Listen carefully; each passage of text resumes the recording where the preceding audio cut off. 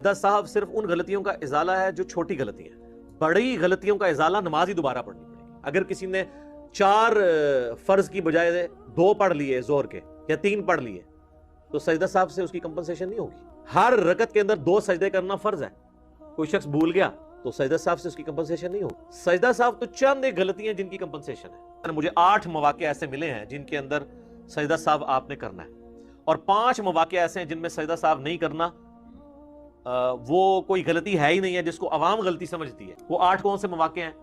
مثال کے طور پر کسی شخص کا درمیانہ تشہد چھوٹ گیا، بخاری مسلم میں آتا ہے نبی علیہ السلام نے ایک دفعہ درمیانہ تشہد آپ کا چھوٹ گیا تو آپ نے اینڈ پہ صاحب کے 2 سجدے کیے۔ بلکہ سنن ابی داؤد میں، ترمذی میں حدیث ہے اگر درمیان والا تشہد کسی کا چھوٹ گیا اور وہ قیام میں چلا گیا تو آپ واپس تشہد میں نہ آئے، بس وہ نماز پوری کرے، اینڈ پہ 2 سجدے کریں۔ آپ اگر درمیانی سٹیج میں ہو نا اور آپ کو احساس ہو جائے تو واپس آ جائیں، لیکن آپ بالکل کھڑے ہو گئے واپس نہ آئیں اور رکعتوں کی تعداد میں شک ہے تو آپ کم کی طرف جائیں۔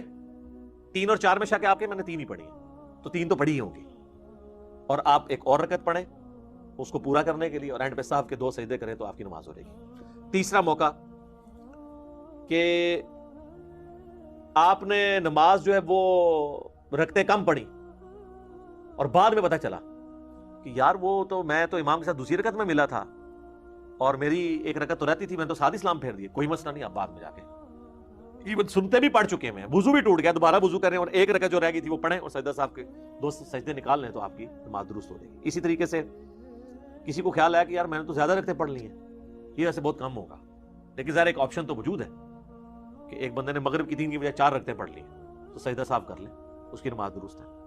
اسی طریقے سے 5واں ایک آپشن ہو سکتا ہے سجدوں کی تعداد بھول گئے، خطرہ پڑ گیا، 1 کیا یا 2 تو آپ سمجھے میں نے 1 ہی کیا، ایک اور کر لیں۔ ویسے ربک فلی اگر 2 سجدوں کے درمیان پڑھیں گے نا، اور ایون یہ فقہ حنفی میں بارِ شریعت میں بھی یہ وظیفہ لکھا ہوا ہے، لیکن حنفیوں کو پتہ ہی نہیں ہے۔